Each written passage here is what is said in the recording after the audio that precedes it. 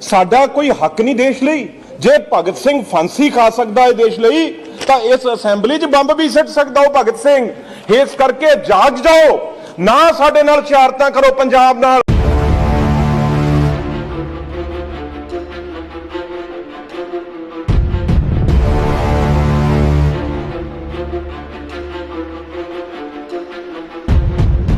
ਤੇ 30% रेंट ते 30% टैक्स लगेगा, जीएसटी लगेगा। 100 चों 30 रुपये किसान दे तुसी उइयों खोलोगे। ते जे असी 3 बिल नहीं मन्ने, इहदा मतलब तुसी साडे नाल प्रोक्योरमेंट च बदला लओगे।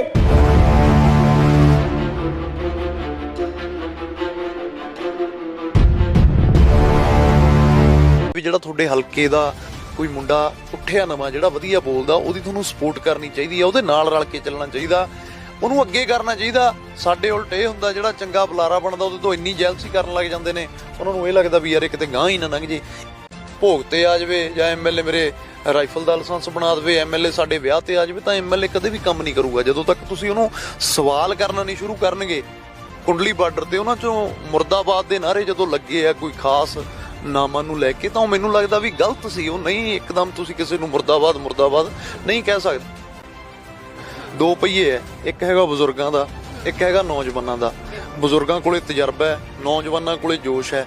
ਇਹ ਦੋ ਪਹੀਆਂ ਤੋਂ ਬਿਨਾਂ ਤੁਰ ਹੀ ਨਹੀਂ ਸਕਦਾ। ਜੇ ਇੱਕ ਪਹੀਆ ਨਾਲ ਨਹੀਂ ਹੋਊਗਾ ਤਾਂ ਮੈਨੂੰ ਨਹੀਂ ਲੱਗਦਾ ਵੀ ਗੱਡਾ ਅੱਗੇ ਤੁਰੂਗਾ। ਸਤਿ ਸ਼੍ਰੀ ਅਕਾਲ ਦੋਸਤੋ, ਮੈਂ ਕੁਲਵਿੰਦਰ ਸਿੰਘ ਇੱਕ ਵਾਰ ਫਿਰ ਤੋਂ ਹਾਜ਼ਰ ਹਾਂ ਇਸ ਵੇਲੇ ਦੇ ਕੁਝ ਵੱਡੇ ਕੁਝ ਖਾਸ ਅਪਡੇਟ ਲੈ ਕੇ।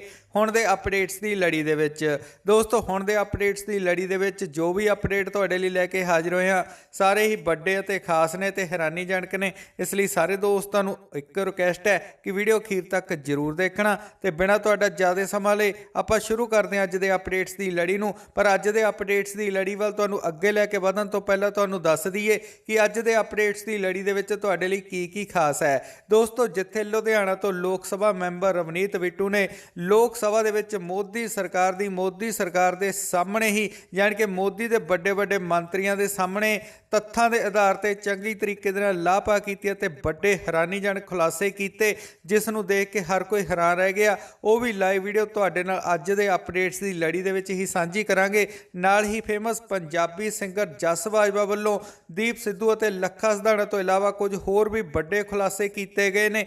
ਉਹ ਵੀ ਵੀਡੀਓ ਅੱਜ ਦੇ ਅਪਡੇਟਸ ਦੀ ਲੜੀ ਦੇ ਵਿੱਚ ਹੀ ਤੁਹਾਡੇ ਸਾਹਮਣੇ ਪੇਸ਼ ਕਰਾਂਗੇ। ਇਸ ਲਈ ਸਾਰੇ ਦੋਸਤਾਂ ਨੂੰ ਰਿਕੁਐਸਟ ਹੈ ਵੀਡੀਓ ਅਖੀਰ ਤੱਕ ਜ਼ਰੂਰ ਦੇਖਣਾ। ਤੇ ਨਾਲ ਹੀ ਇੱਕ ਛੋਟੀ ਜਿਹੀ ਰਿਕੁਐਸਟ ਹੋਰ ਹੈ, ਜਿਹੜੇ ਦੋਸਤਾਂ ਨੇ ਹਾਲੇ ਤੱਕ ਸਾਨੂੰ ਫੇਸਬੁੱਕ ਅਤੇ ਇੰਸਟਾਗ੍ਰਾਮ ਤੇ ਲਾਈਕ ਫੋਲੋ ਨਹੀਂ ਕੀਤਾ, ਉਹ ਸਾਡੇ ਇੰਸਟਾਗ੍ਰਾਮ ਅਕਾਊਂਟ ਨੂੰ ਫੋਲੋ ਅਤੇ ਸਾਡੇ ਫੇਸਬੁੱਕ ਪੇਜ ਨੂੰ ਜ਼ਰੂਰ ਲਾਈਕ ਕਰ ਲਓ, ਕਿਉਂਕਿ ਇੰਡਸਟਰੀ ਦੇ ਛੋਟੇ ਵੱਡੇ ਅਪਡੇਟਸ ਤੇ ਹੋਰ ਪਲ ਦੀ ਜਾਣਕਾਰੀ ਅਸੀਂ ਤੁਹਾਡੇ ਨਾਲ ਫੇਸਬੁੱਕ ਅਤੇ ਇੰਸਟਾਗ੍ਰਾਮ ਤੇ ਵੀ ਸਾਂਝੀ ਕਰਦੇ ਰਹਿੰਦੇ ਹਾਂ। ਸੋ ਦੋਸਤੋ, ਪਹਿਲਾਂ ਤੁਹਾਨੂੰ ਲੈ ਚੱਲਦੇ ਹਾਂ ਲੋਕ ਸਭਾ ਦੀ ਕਾਰਵਾਈ ਵੱਲ, ਜਿੱਥੇ ਕਿ ਲੁਧਿਆਣਾ ਤੋਂ ਲੋਕ ਸਭਾ ਮੈਂਬਰ ਰਵਨੀਤ ਬਿੱਟੂ ਨੇ ਕੁਝ ਵੱਡੇ ਖੁਲਾਸੇ ਕੀਤੇ ਨੇ ਮੋਦੀ ਸਰਕਾਰ ਦੇ ਵੱਡੇ ਮੰਤਰੀਆਂ ਦੇ ਸਾਹਮਣੇ।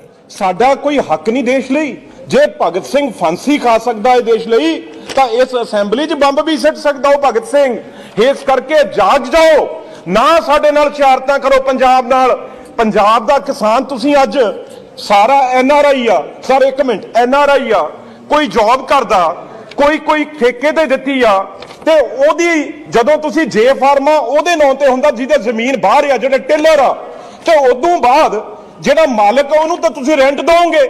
ਰੈਂਟ ਤੇ 30% ਟੈਕਸ ਲੱਗੇਗਾ, ਜੀਐਸਟੀ ਲੱਗੇਗਾ। 100 ਚੋਂ 30 ਰੁਪਏ ਕਿਸਾਨ ਦੇ ਤੁਸੀਂ ਉਈयों ਖੋਲੋਗੇ।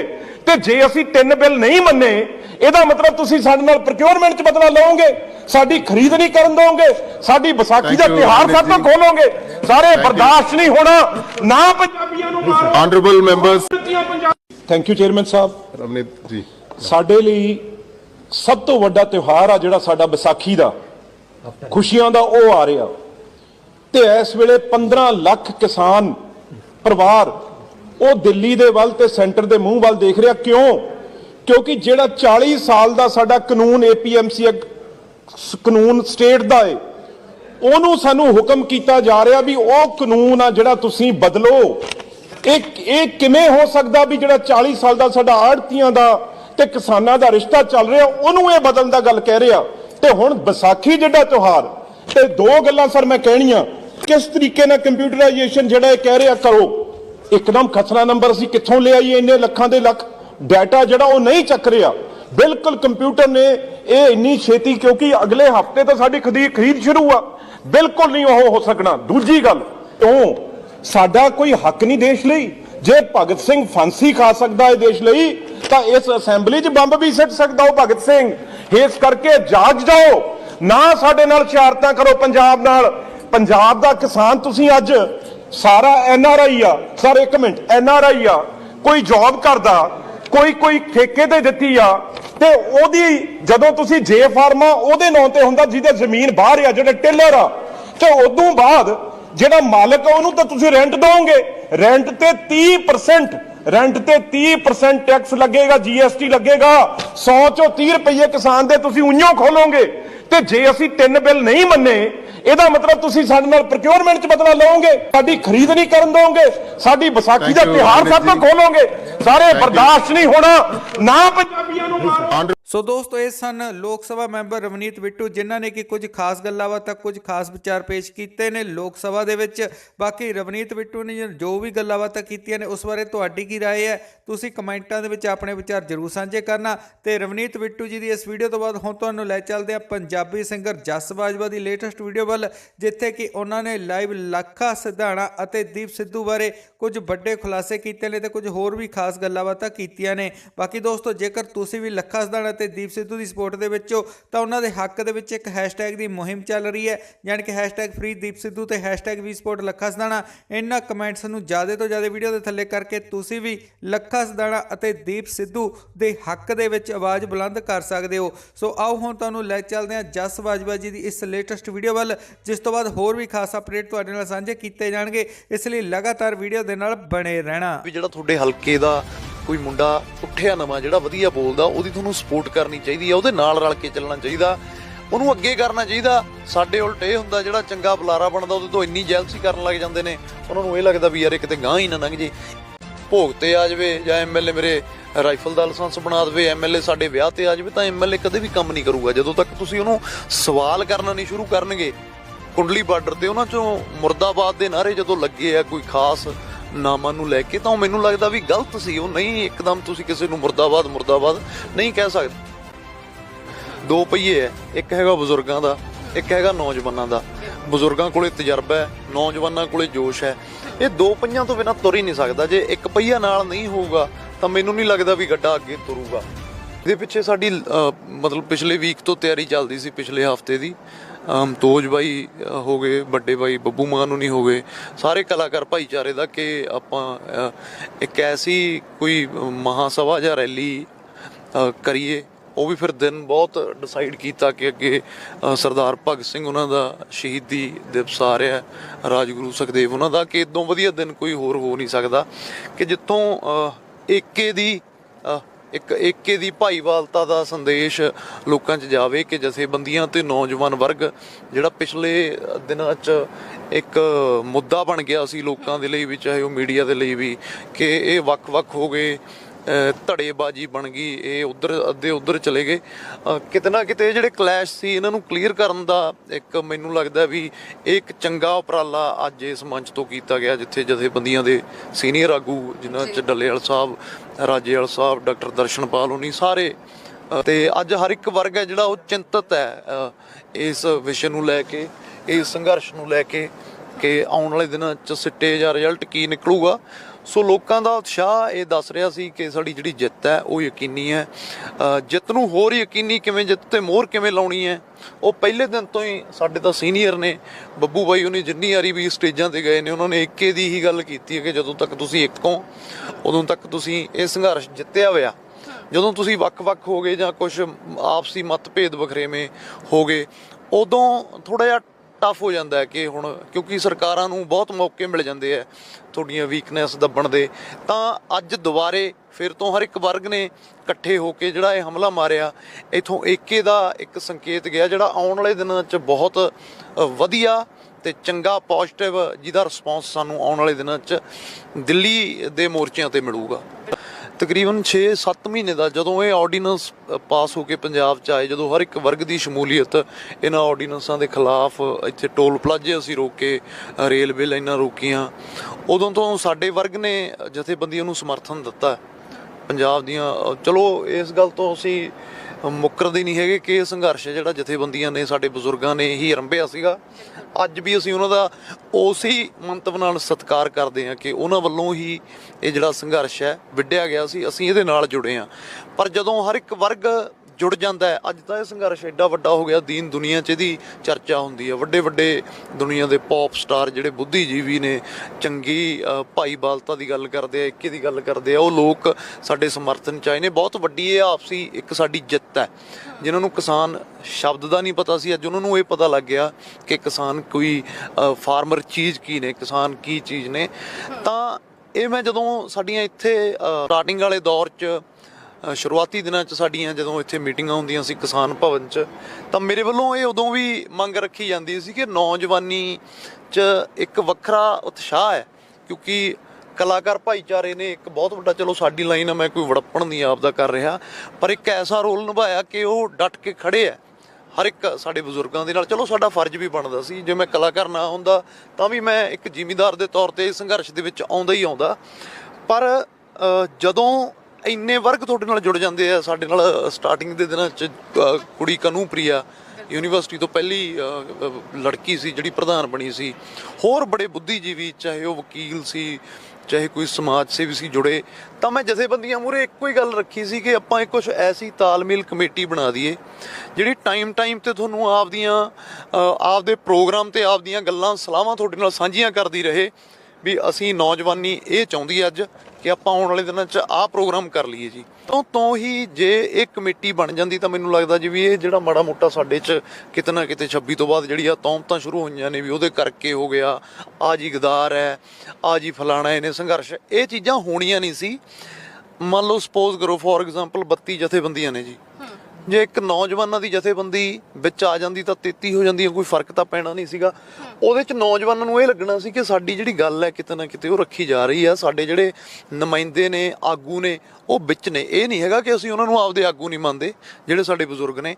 ਇੱਕ ਫਿਰ ਵੀ ਇੱਕ ਜਦੋਂ ਮੂਵਮੈਂਟਾਂ ਉੱਠਦੀਆਂ ਨੇ, ਲਹਿਰਾਂ ਉੱਠਦੀਆਂ ਨੇ, ਉਹਦੇ 'ਚ ਹਰ ਇੱਕ ਵਰਗ ਦੀ ਸ਼ਮੂਲੀਅਤ ਜਿਹੜੀ ਬਹੁਤ ਵੱਡੇ ਪੱਧਰ 'ਤੇ ਯੋਗਦਾਨ ਪਾਉਂਦੀ ਆ। ਨੌਜਵਾਨੀ ਤੋਂ ਬਿਨਾਂ ਮੈਨੂੰ ਨਹੀਂ ਲੱਗਦਾ ਵੀ ਕੋਈ ਵੀ ਜਿਹੜਾ ਕਾਰਜ ਹੈ ਉਹ ਸੰਭਵ ਹੋ ਸਕਦਾ ਜਾਂ ਉਹ ਲੀਕਿਆ ਜਾ ਸਕਦਾ।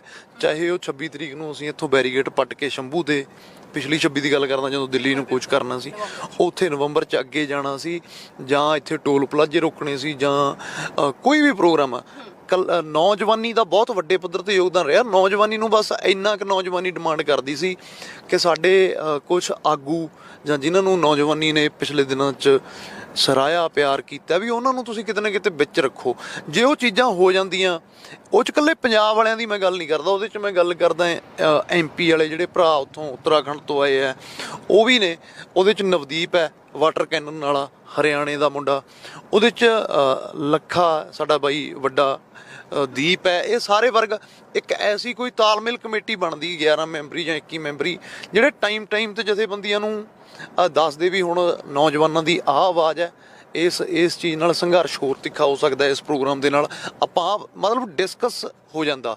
ਜੇ ਇਹ ਹੁਣ ਵੀ ਮੈਂ ਇਹ ਚਾਹੁੰਦਾ ਵੀ ਕੋਈ ਨਾ ਕੋਈ ਐਸੀ ਕਮੇਟੀ, ਕੋਈ ਨਾ ਕੋਈ ਐਸੀ ਕੋਈ ਜਥੇਬੰਦੀ ਕਹਿ ਲਓ ਜਾਂ ਕੁਝ ਵੀ ਕਹਿ ਲਓ, ਨੌਜਵਾਨਾਂ ਦੇ ਲਈ ਜ਼ਰੂਰ ਬਣਨੀ ਚਾਹੀਦੀ ਹੈ ਵੀ ਜਿਹੜੇ ਟਾਈਮ ਤੇ ਜਾ ਕੇ ਜਿਹੜੇ ਸਾਡੇ ਸੀਨੀਅਰ ਅਗਵਾਈ ਉਹੀ ਕਰਨਗੇ। ਅਸੀਂ ਨਹੀਂ ਕਹਿੰਦੇ ਵੀ ਅਸੀਂ ਅਗਵਾਈ ਕਰਾਂਗੇ ਇਸ ਸੰਘਰਸ਼ ਦੀ, ਨੌਜਵਾਨਾਂ ਨੂੰ ਕੋਈ ਚੌਧਰ ਦੀ ਲੋੜ ਹੈ, ਪਰ ਸਾਨੂੰ ਉਹ ਨਾਲ ਮੈਂਬਰਾਂ ਦੇ ਵਿੱਚ ਰੱਖ ਲੈਣ। ਜਿਵੇਂ ਫੋਰ ਐਗਜ਼ਾਮਪਲ ਵੀ ਜਿਵੇਂ ਰਾਜੇਵਾਲ ਸਾਹਿਬ ਨੂੰ ਅਸੀਂ ਪ੍ਰੈਜ਼ੀਡੈਂਟ ਆਫ ਦਾ ਮੰਨਦੇ ਸੀ, ਉਹ ਅੱਗੇ ਜਾਂਦੇ ਸੀ, ਉਹਨਾਂ ਨਾਲ 8-10 ਬੰਦੇ ਹੋਰ ਹੁੰਦੇ ਸੀ ਨਾ ਜਿਹੜੇ ਜਾਂਦੇ ਸੀ। ਉਵੇਂ ਹੀ ਜੇ ਉਹਨਾਂ 'ਚ ਇੱਕ ਜਾਂ ਦੋ ਨੌਜਵਾਨ ਚਲੇ ਜਾਣਗੇ ਤਾਂ ਮੈਨੂੰ ਲੱਗਦਾ ਵੀ ਇਹਦੇ ਨਾਲ ਇੱਕ ਚੰਗਾ ਸੰਕੇਤ ਤੇ ਚੰਗਾ ਸੁਨੇਹਾ ਜਾਊਗਾ, ਤੇ ਨੌਜਵਾਨਾਂ ਨੂੰ ਇਹ ਲੱਗੂਗਾ ਵੀ ਨੌਜਵਾਨ, ਕਿਉਂਕਿ ਹੁਣ ਨੌਜਵਾਨਾਂ ਦਾ ਪਿਆਰ ਹੈ, ਇਹ ਇੱਕ ਆਵਾਮ ਦੀ ਆਵਾਜ਼ ਹੈ ਵੀ ਸਾਨੂੰ ਆਹ ਬੰਦੇ ਫਰੰਟ ਲਾਈਨ ਤੇ ਚਾਹੀਦੇ ਨੇ, ਤੇ ਜੇ ਅਸੀਂ ਸੰਘਰਸ਼ ਜਿੱਤਦੇ ਆ ਉਹਨਾਂ ਬੰਦਿਆਂ ਨੂੰ ਰੱਖ ਕੇ ਤਾਂ ਸਾਨੂੰ ਕਿਉਂ ਨਹੀਂ ਕਰਨਾ ਚਾਹੀਦਾ, ਸਾਨੂੰ ਕਰਨਾ ਚਾਹੀਦਾ। ਸਾਨੂੰ ਉਹ ਬੰਦੇ ਨਾਲ ਮੋਢੇ ਨਾਲ ਮੋਢਾ ਰਲਾ ਕੇ ਨਾਲ ਤੋਰਨੇ ਚਾਹੀਦੇ ਨੇ। ਤਾਂ ਕਿਉਂਕਿ ਅਸੀਂ ਐਂਡ ਆਫ ਦਾ ਡੇ ਸਾਡਾ ਟਾਰਗੇਟ ਕੀ ਹੈ? ਸਾਡਾ ਇੱਕੋ ਟਾਰਗੇਟ ਹੈ ਕਿ ਅਸੀਂ ਇਹ ਸੰਘਰਸ਼ ਜਿੱਤੀਏ, ਇਹ ਜਿਹੜੇ ਬਿੱਲ ਨੇ ਉਹਨਾਂ ਨੂੰ ਰੱਦ ਕਰਾ ਕੇ ਦੁਬਾਰੇ ਪੰਜਾਬ 'ਚ ਆਈਏ। ਕਿਉਂਕਿ ਪੰਜਾਬ ਦਾ ਜਿਵੇਂ ਇਹ ਤਾਂ ਬਿੱਲ ਸਾਡੇ ਤੇ ਥੋਪ ਦਿੱਤੇ ਗਏ ਆ, ਅਸੀਂ ਕੁਛ ਆਪਦੇ ਲਈ ਨਹੀਂ ਮੰਗ ਰਹੇ, ਕਰਕੇ ਖਾ ਰਹੇ ਸੀਗੇ।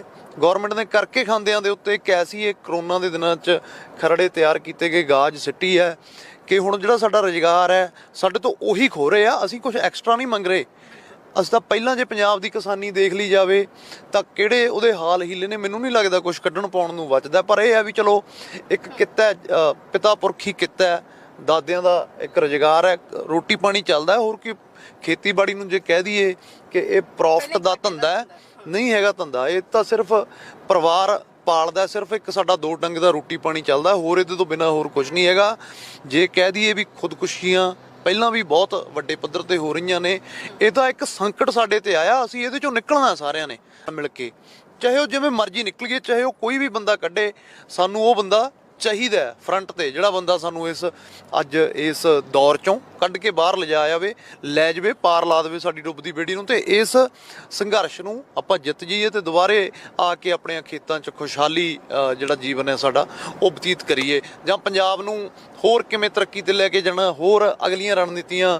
ਵੱਡੀ ਖੁਸ਼ੀ ਦੀ ਗੱਲ ਇਹ ਵੀ ਹੋਈ ਹੈ ਕਿ ਪੰਜਾਬ ਇੱਕ ਲੰਮੇ ਅਰਸੇ ਤੋਂ ਬਾਅਦ ਅੱਜ ਜਾਗਿਆ। ਸੁੱਤਾ ਪਿਆ ਸੀ ਇੱਥੇ ਲੋਕਾਂ ਦੀ ਆਪਸੀ, ਇੱਕ ਪਿੰਡ 'ਚ ਤਿੰਨ ਪਾਰਟੀਆਂ ਨੇ, ਇੱਕ ਆਪ ਵਾਲਿਆਂ ਦੀ ਹੈ, ਇੱਕ ਅਕਾਲੀਆਂ ਦੀ ਹੈ, ਇੱਕ ਕਾਂਗਰਸੀਆਂ ਦੀ ਹੈ, ਬਾਕੀ ਹੋਰ ਵੀ ਹੋ ਸਕਦੀਆਂ ਨੇ। ਉਹ ਅੱਜ ਪਾਰਟੀਬਾਜ਼ੀ ਤੋਂ ਉੱਤੇ ਉੱਠ ਕੇ ਇਕੱਠੇ ਹੋਏ ਆ। ਟਰਾਲੀਆਂ 'ਚ ਜਿਹੜੇ ਕਿਤੇ ਐਂ ਸੀਗਾ ਵੀ ਇਹ ਫਲਾਣੀ ਪਾਰਟੀ ਦਾ, ਇਹ ਢਮਕਾਣੀ ਪਾਰਟੀ ਦਾ, ਕੁੰਡਲੀ ਬਾਰਡਰ ਤੇ ਮੈਂ ਉਹ ਲੋਕ ਦੇਖਿਆ ਇੱਕ ਟਰਾਲੀ ਦੇ ਵਿੱਚ ਹੀ ਪੈਂਦੇ ਆ, ਇੱਕ ਟਰਾਲੀ ਦੇ ਵਿੱਚ ਹੀ ਖਾਂਦੇ ਆ, ਇੱਕੋ ਹੀ ਉਹਨਾਂ ਦਾ ਲੰਗਰ ਹੈ। ਬਹੁਤ ਚਿਰਾਂ ਬਾਅਦ ਇਹ ਸਿਰ ਜੁੜੇ ਸੀ।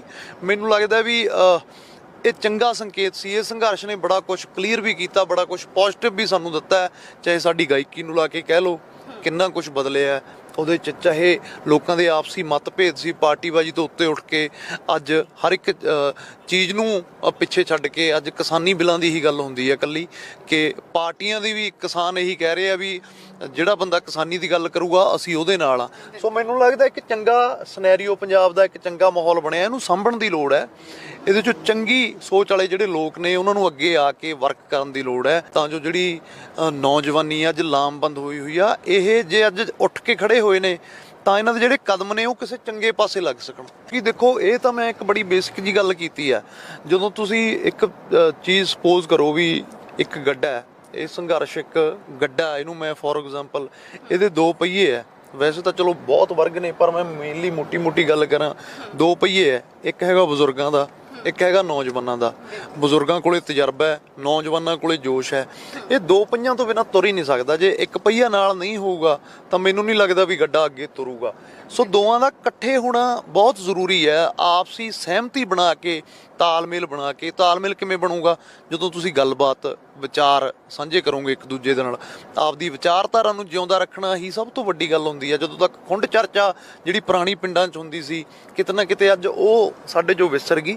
ਖੁੰਡ ਚਰਚਾ ਹੀ ਸਾਰੀਆਂ ਚੀਜ਼ਾਂ ਦਾ ਹੱਲ ਹੈ। ਜੇ ਪਿੰਡ 'ਚ ਕੋਈ ਮਾੜੀ ਮੋਟੀ ਮੰਨ ਲਓ ਵੀ ਕੋਈ ਨੋਕ ਝੋਕ ਵੀ ਹੋ ਜਾਂਦੀ ਸੀ ਨਾ, ਵੀ ਕਿਤੇ ਪਿੰਡ 'ਚ ਕੋਈ ਦਾਰੂ ਪੀ ਕੇ ਰਾਤ ਨੂੰ ਕੋਈ ਲੜ ਵੀ ਪੈਂਦਾ ਸੀ, ਉਹਦੀ ਵੀ ਖੁੰਡ ਚਰਚਾ ਉੱਥੇ ਸ਼ਾਮ ਨੂੰ ਸੱਥ 'ਚ ਹੋ ਜਾਂਦੀ ਸੀ ਵੀ ਭਾਈ ਕੱਲ ਫਲਾਣੇ ਦੇ ਘਰੇ ਆਹ ਕੁੱਤ ਕਲੇਸ਼ ਹੋਇਆ ਜਾਂ ਕਿਸੇ ਦਾ ਵਿਆਹ ਹੋਣਾ, ਤਾਂ ਉਹਨਾਂ ਨੇ ਕਹਿਣਾ ਵੀ ਭਾਈ ਆ ਫਲਾਣੇ ਦੀ ਅੱਜ NRI ਨੂੰਹ ਆਈ ਹੈ। ਇਹ ਚਰਚਾ ਹੋਣੀ ਬਹੁਤ ਜ਼ਰੂਰੀ ਹੈ। ਚਰਚਾ ਕਿਵੇਂ ਹੋਊਗੀ? ਗੱਲਬਾਤ ਦੇ ਜ਼ਰੀਏ। ਜਦੋਂ ਤੁਸੀਂ ਕਿਤੇ ਨਾ ਕਿਤੇ ਮੈਨੂੰ ਲੱਗਦਾ ਵੀ ਇਹ ਤਰਾਸ ਦੀ ਰਹੀ ਹੈ ਵੀ ਉਹਨਾਂ ਮੰਚਾਂ ਤੋਂ, ਜਿਹੜੇ ਏਡੇ ਵੱਡੇ ਵਿਸ਼ਾਲ ਮੰਚ ਨੇ ਕੁੰਡਲੀ ਬਾਰਡਰ ਤੇ, ਉਹਨਾਂ 'ਚੋਂ ਮੁਰਦਾਬਾਦ ਦੇ ਨਾਅਰੇ ਜਦੋਂ ਲੱਗੇ ਆ ਕੋਈ ਖਾਸ ਨਾਮਾਂ ਨੂੰ ਲੈ ਕੇ, ਤਾਂ ਉਹ ਮੈਨੂੰ ਲੱਗਦਾ ਵੀ ਗਲਤ ਸੀ। ਉਹ ਨਹੀਂ ਇੱਕਦਮ ਤੁਸੀਂ ਕਿਸੇ ਨੂੰ ਮੁਰਦਾਬਾਦ ਨਹੀਂ ਕਹਿ ਸਕਦੇ। ਉਹ ਕੋਈ ਚੰਗਾ ਸੰਕੇਤ ਨਹੀਂ ਉਹ ਲੋਕਾਂ 'ਚ ਗਿਆ। ਉਹਦੇ ਤੋਂ ਬਾਅਦ 'ਚ ਹੀ ਕੰਮ ਬਹੁਤ ਉਲਝ ਗਿਆ।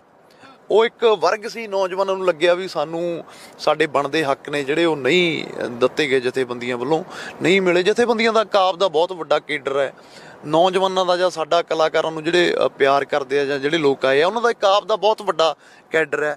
ਪਰ ਇੱਕ ਕੇਡਰ ਉਹ ਵੀ ਹੈ ਜਿਹੜੇ ਦੋਵਾਂ ਨੂੰ ਫੋਲੋ ਕਰਦੇ ਆ। ਉਹਨਾਂ ਲੋਕਾਂ ਨੂੰ ਇਸ ਸੰਘਰਸ਼ ਨੇ ਘਰਾਂ 'ਚੋਂ ਬਾਹਰ ਕੱਢਿਆ ਸੀ। ਉਹਨਾਂ ਲੋਕਾਂ ਨੂੰ ਹੀ ਘਰਾਂ 'ਚੋਂ ਬਾਹਰ ਕੱਢਣਾ ਬਹੁਤ ਔਖਾ ਹੈ। ਉਹ ਲੋਕ ਕਿਤੇ ਨਾ ਕਿਤੇ ਡਬਲ ਮਾਈਂਡਡ ਹੋ ਕੇ ਦੁਬਾਰੇ ਆ ਗਏ ਘਰਾਂ ਦੇ ਵਿੱਚ ਵੀ ਯਾਰ ਦੇਖੋ ਹੁਣ ਕੀ ਬਣੂਗਾ, ਇਹ ਤਾਂ ਅੱਡ ਹੋ ਗਏ।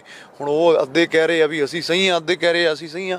ਕਿਤੇ ਨਾ ਕਿਤੇ ਇਹ ਜਿਹੜੀ ਆਪਸੀ ਇਹਨਾਂ ਦੇ ਮਤਭੇਦ ਹੋਏ ਸੀ, ਇਹਨਾਂ ਨੂੰ ਸਮੇਟਣਾ ਜਾਂ ਇਹਨਾਂ ਨੂੰ ਇਕੱਠੇ ਕਰਨਾ ਬਹੁਤ ਜ਼ਰੂਰੀ ਸੀ। ਇਹ ਗੱਲ ਇਕੱਠੇ ਕਿਵੇਂ ਹੋਊਗੀ? ਜਦੋਂ ਤੁਸੀਂ ਇੱਕ ਨੌਜਵਾਨਾਂ ਦੀ, ਚਾਹੇ ਉਹ ਕਲਾਕਾਰ ਨੇ, ਚਾਹੇ ਬੁੱਧੀਜੀਵੀ ਨੇ, ਸਮਾਜ ਸੇਵੀ ਨੇ, ਵਕੀਲ ਨੇ, ਚਾਹੇ ਕੋਈ ਵੀ ਵਰਗ ਹੈ, ਨੌਜਵਾਨ ਨੇ, ਕਬੱਡੀ ਵਾਲੇ ਨੇ, ਇਹਦੀ ਇੱਕ ਆਪਸੀ ਇੱਕ ਦੋ ਮੈਂਬਰ ਲੈ ਕੇ ਕੋਈ ਕਮੇਟੀ ਬਣਨੀ ਚਾਹੀਦੀ ਹੈ। ਅਸੀਂ ਨਹੀਂ ਅਗਵਾਈ ਨਹੀਂ ਮੰਗ ਰਹੇ, ਅਸੀਂ ਆਪਦੀ ਗੱਲ ਰੱਖਣ ਨੂੰ ਇੱਕ ਪਲੇਟਫਾਰਮ ਮੰਗ ਰਹੇ ਹਾਂ ਵੀ ਸਾਨੂੰ ਅਸੀਂ ਟਾਈਮ ਤੇ ਜਿਹੜੇ ਪ੍ਰੋਗਰਾਮ ਅਲੀਕੇ ਜਾਂ ਤੁਸੀਂ ਜਿਹੜੇ ਅਲੀਕੇ ਅਸੀਂ ਉਹਨਾਂ ਦੇ ਫੁੱਲ ਚੜਾਏ। ਅੱਜ ਤੱਕ ਜੋ ਜਥੇਬੰਦੀਆਂ ਨੇ ਕਿਹਾ ਅਸੀਂ ਉਹੀ ਕੀਤਾ। ਜਿਹੜੇ ਪ੍ਰੋਗਰਾਮ ਦਿੱਤੇ, ਚਾਹੇ ਉਹ ਰੇਲਾਂ ਰੋਕਣ ਦਾ ਸੀ, ਚਾਹੇ ਟੋਲ ਪਲਾਜ਼ੇ ਰੋਕਣ ਦਾ ਸੀ, ਚਾਹੇ ਘਰਾ ਸੀਗਾ ਮਿਨਿਸਟਰਾਂ ਦਾ, ਅਫਸਰਾਂ ਦਾ, ਵੱਡੇ ਲੀਡਰਾਂ ਦਾ, ਬੀਜੇਪੀ ਵਾਲਿਆਂ ਦਾ, ਉਹ ਕੀਤਾ। ਦਿੱਲੀ ਜਾਣ ਦੀ ਵੀ ਕਾਲ ਸੀ, ਉਹ ਨੌਜਵਾਨੀ ਨੇ ਮੂਹਰੇ ਹੋ ਕੇ ਕੀਤੀ ਨਾ, ਫਰਜ਼ ਸਮਝਦੇ ਹੋਏ। ਚਲੋ ਹੈ ਵੀ ਸਾਡਾ ਫਰਜ਼ ਸੀ।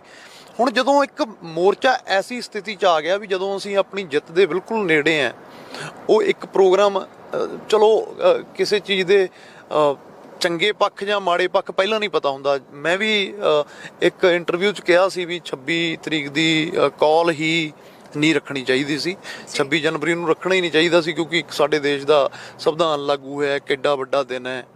ਪਰ ਚਲੋ ਇਹ ਜੇ ਪਹਿਲਾਂ ਆਪਾਂ ਨੂੰ ਪਤਾ ਹੋਵੇ ਵੀ ਇਹ ਚੀਜ਼ ਦਾ ਆਪਣੇ ਤੇ ਸਹੀ ਅਸਰ ਨਹੀਂ ਪਊਗਾ ਤਾਂ ਫਿਰ ਅਸੀਂ ਕਰੀਏ ਹੀ ਨਾ। ਕੀਤਾ ਤਾਂ ਉਹ ਭਲਾਈ ਦੇ ਲਈ ਸੀ, ਪਰ ਉੱਥੇ ਉਹ ਚੀਜ਼, ਉਹਦਾ ਨੈਗੇਟਿਵ ਇਫੈਕਟ ਸਾਡੇ ਤੇ ਪੈ ਗਿਆ, ਸਾਡੇ 'ਚ ਬਖਰੇਵੇਂ ਹੋ ਗਏ। ਪਰ ਕਦੋਂ ਤੱਕ ਅਸੀਂ ਉਹਨਾਂ ਚੀਜ਼ਾਂ ਬਾਰੇ ਹੀ ਟੀਕਾ ਟਿੱਪਣੀ ਕਰੀ ਜਾਵਾਂਗੇ, ਕਦੋਂ ਤੱਕ ਉਹਨਾਂ ਨੂੰ ਵਧਾਈ ਜਾਵਾਂਗੇ ਨਾ। ਇਹ ਤਾਂ ਲੱਸੀ ਵਾਲਾ ਕੰਮ ਹੈ, ਇਹਦੇ 'ਚੋਂ ਨਿਕਲਣਾ ਕੁਛ ਨਹੀਂ, ਕੱਚੀ ਲੱਸੀ। ਇਹਨਾਂ ਨੂੰ ਪਿੱਛੇ ਛੱਡ ਕੇ ਜੋ ਹੋ ਗਿਆ, ਸਰਕਾਰ ਤਾਂ ਚਾਹੁੰਦੀ ਹੈ ਨਾ ਵੀ ਇਹ ਆਪਸ ਚੁਲਝੇ ਰਹਿਣ, ਅੱਗੇ ਵੋਟਾਂ ਵੀ ਆ ਰਹੀਆਂ ਨੇ, ਜੋ ਹੋ ਗਿਆ ਉਹਨੂੰ ਪਿੱਛੇ ਛੱਡ ਕੇ ਹੁਣ ਅੱਗੇ ਵਧਣ ਦੀ ਲੋੜ ਹੈ।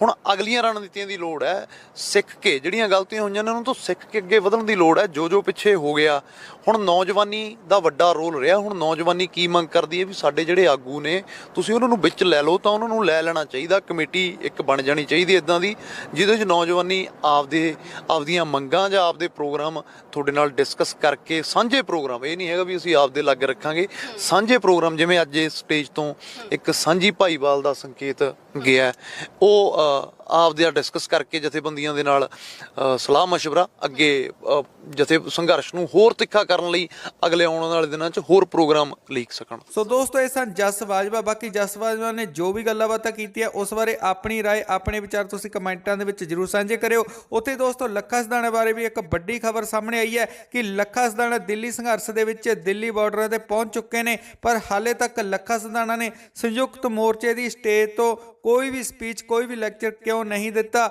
ਇਹ ਕਿਤੇ ਨਾ ਕਿਤੇ ਦੁਚੀਚੀ ਬਣੀ ਹੋਈ ਹੈ ਕਿ ਆਖਿਰ ਲੱਖਾ ਸਿਧਾਣਾ ਦੀ ਸਪੀਚ ਦੇਣ ਦੇ ਪਿੱਛੇ ਦਾ ਕਾਰਨ ਕੀ ਹੋ ਸਕਦਾ ਹੈ। ਬਾਕੀ ਦੋਸਤੋ, ਆਉਣ ਵਾਲਾ ਸਮਾਂ ਹੀ ਦੱਸੇਗਾ ਕਿ ਅਸਲ ਦੇ ਵਿੱਚ ਲੱਖਾ ਸਿਧਾਣਾ ਨੇ ਹਾਲੇ ਤੱਕ ਸਟੇਜ ਤੋਂ ਆ ਕੇ ਕੋਈ ਸਪੀਚ ਕਿਉਂ ਨਹੀਂ ਦਿੱਤੀ। ਬਾਕੀ ਤੁਸੀਂ ਇਸ ਬਾਰੇ ਕੀ ਸੋਚਦੇ ਹੋ, ਤੁਸੀਂ ਆਪਣੇ ਵਿਚਾਰ ਕਮੈਂਟਾਂ ਦੇ ਵਿੱਚ ਜ਼ਰੂਰ ਸਾਂਝੇ ਕਰਿਓ। ਇਸ ਦੇ ਨਾਲ ਹੀ ਦੋਸਤੋ, ਅੱਜ ਦੇ ਅਪਡੇਟਸ ਦੀ ਲੜੀ ਦੇ ਵਿੱਚ ਫਿਲਹਾਲ ਇੰਨਾ ਹੀ। ਮਿਲਾਂਗੇ ਜਲਦ ਹੋਰ ਤਾਜ਼ਾ ਅਪਡੇਟਸ ਦੇ ਨਾਲ। ਉਹਨੇ ਸਮੇਂ ਤੱਕ ਲਈ ਬਣੇ ਰਹੋ ਲਿਮਟਿਡ ਗਿਆਨ ਦੇ ਨਾਲ। ਪੰਜਾਬੀ ਮਿਊਜ਼ਿਕ ਅਤੇ ਫਿਲਮ ਇੰਡਸਟਰੀ ਦੇ ਲੇਟੈਸਟ ਅਪਡੇਟਸ, ਕਿਸਾਨੀ ਸੰਘਰਸ਼ ਨਾਲ ਜੁੜੀ ਹੋਈ ਹਰ ਇੱਕ ਤਾਜ਼ਾ ਖਬਰ ਤੇ ਹੋਰ ਸੋਸ਼ਲ ਨਿਊਜ਼ ਸਭ ਤੋਂ ਪਹਿਲਾਂ ਦੇਖਣ ਦੇ ਲਈ ਹੁਣੇ ਸਬਸਕ੍ਰਾਈਬ ਕਰੋ ਲਿਮਟਿਡ ਗਿਆਨ ਤੇ ਚੈਨਲ ਨੂੰ ਸਬਸਕ੍ਰਾਈਬ ਕਰਨ ਤੋਂ ਬਾਅਦ ਨਾਲ ਵਾਲੀ ਨੋਟੀਫਿਕੇਸ਼ਨ ਬੈਲ ਤੇ ਕਲਿੱਕ ਕਰਕੇ ਆਲ ਤੇ ਜ਼ਰੂਰ ਸਿਲੈਕਟ ਕਰ ਲਿਓ ਤਾਂ ਕਿ ਸਾਡੀ ਹਰ ਇੱਕ ਨਵੀਂ ਵੀਡੀਓ ਤੁਹਾਡੇ ਤੱਕ ਪਹੁੰਚੇ ਸਭ ਤੋਂ ਪਹਿਲਾਂ। ਸੋ ਦੋਸਤੋ, ਹੁਣ ਫਿਲਹਾਲ ਇੱਥੇ ਸਾਨੂੰ ਦਿਓ ਇਜਾਜ਼ਤ। ਮਿਲਾਂਗੇ ਜਲਦ। ਥੈਂਕ ਯੂ, ਧੰਨਵਾਦ, ਟੇਕ ਕੇਅਰ।